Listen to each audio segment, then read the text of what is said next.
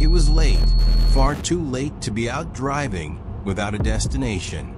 The streets were almost empty, washed in the pale orange glow of flickering streetlights. My car's engine hummed steadily, but the world outside felt wrong, like something was holding its breath. I don't even remember why I decided to stop at that old strip mall on the edge of town. Most of the stores were closed, their windows dark, some even boarded up. Only the harsh white light from a single flickering lamp in the parking lot broke the shadows. I pulled in and slowed the car, glancing around. That's when I saw it, an abandoned shopping cart, sitting perfectly still in the middle of a lane, blocking my path. At first, I thought it was nothing. Maybe it had just rolled there from the wind. But there was no wind. The air was completely still. And then, I noticed movement. A figure was standing about 30 feet away, barely visible in the shadows between two broken streetlights. I could just make out their outline, tall, hunched forward, motionless, watching me. Something about their stance made my stomach tighten. I inched the car forward, my headlights creeping over the cart, and as the light brushed across that figure, I saw the glint of something wet on their hands. Red, dripping. They didn't move closer, but I could feel the weight of their stare pressing into me. Then, slowly, they began to walk, not toward the cart, but toward the passenger side of my car. Step by step, deliberate, like they knew exactly what they were going to do. My pulse was hammering in my ears. I thought about reversing, but the tight space made it almost impossible without turning my back on them. I froze, gripping the wheel, watching. They must have realized I wasn't going anywhere, because they reached out, fingers curling around the handle of my passenger door, and began fumbling, trying to pry it open. That's what snapped me back. I slammed my foot on the gas, swerved around the cart, and tore out of the lot, tires screaming against the pavement. The road out of that parking lot felt like it stretched on forever. Every streetlight I passed flickered once, then went dark behind me. My hands were shaking so badly on the steering wheel, I thought I might lose control of the car. Part of me wanted to keep driving until sunrise, to get as far away from that place as possible. But the other part, the human part, kept replaying the image of that person's hands in my mind. The dark liquid dripping down their fingers, the slow, deliberate way they reached for my door. I kept thinking, what if they were hurt? What if they needed help? And then my stomach turned. If they were bleeding that much, how are they still standing? I argued with myself the entire drive home. Turn around and check, or never look back. In the end, fear won. Instead of going back, I grabbed my phone and called the police while still driving. I told them everything. The figure, the shopping cart, the blood. They said they'd send someone to check it out. But the flat tone in the officer's voice told me not to expect much. When I finally pulled into my driveway, the air outside felt heavier, like the night had followed me home. I sat there for a moment, engine running, trying to calm my breathing. That's when I saw it. Under the harsh glare of my porch light, the entire passenger side of my car looked wrong. There were streaks of something dark across the door, smeared along the handle, dotted across the side mirror. It was blood, more than I'd ever seen in my life. Not a few drops from a cut, but enough to paint long streaks across the metal. And then I noticed the dent. Small, subtle, right in the middle of the door, like something had struck it with incredible force. I stood there staring, my mouth dry, trying to piece together what happened. Had they slammed themselves against the car? Or had something else happened in those few seconds I wasn't looking? The thought made my chest tighten, because in the pit of my stomach, I knew there shouldn't have been that much blood, not from any normal human injury. I barely slept that night. Every time I closed my eyes, I saw that pale hand reaching for my door handle. Sometimes it was covered in blood. Sometimes, in my dreams, it was clean, which somehow felt even worse. By morning, I convinced myself I'd overreacted, that maybe it wasn't as bad as it looked under the porch light. That's when my dad walked outside. He froze halfway down the steps, staring at the car. The silence lasted just long enough for my chest to tighten. And then he exploded. "What the hell did you do to my car?"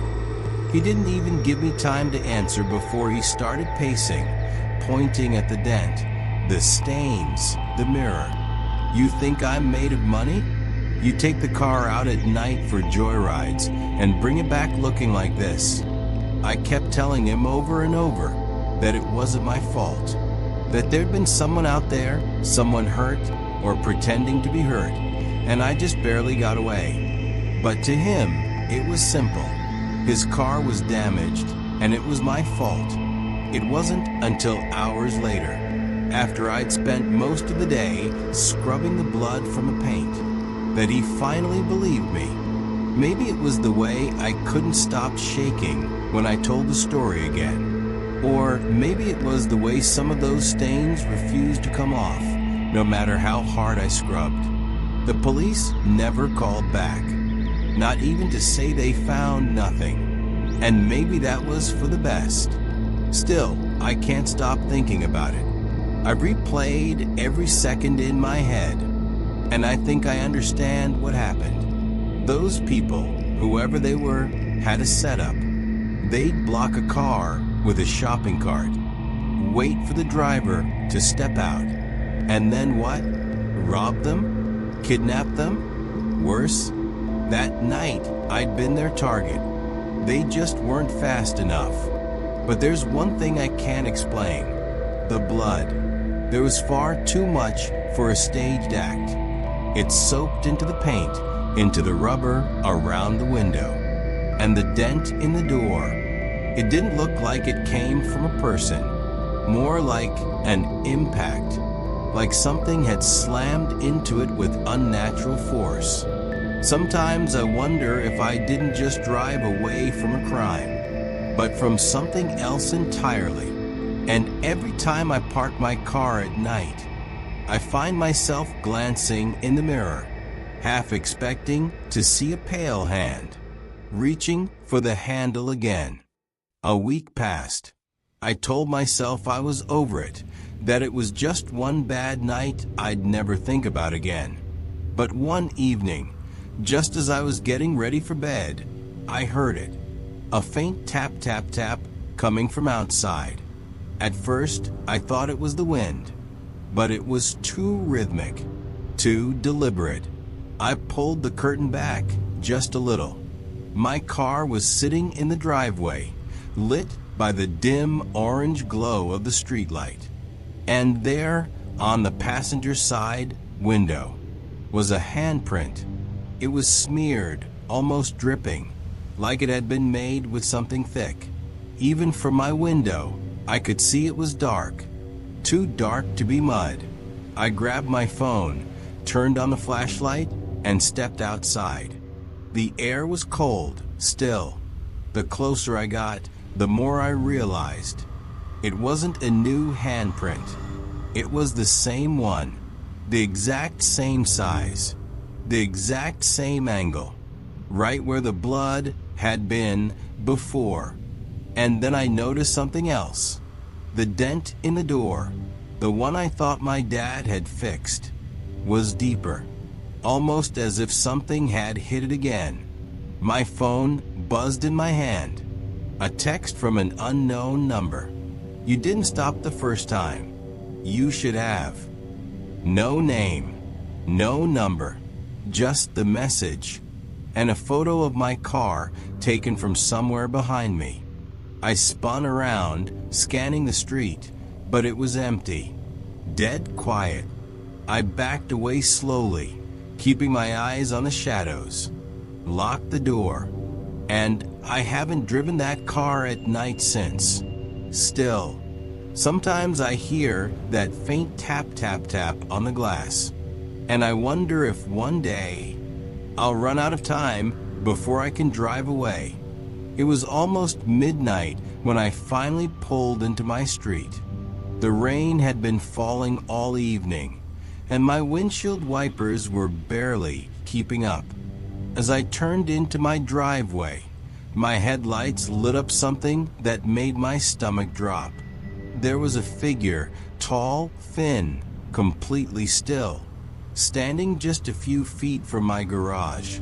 At first, I thought it might be a neighbor, or maybe a tree casting a weird shadow.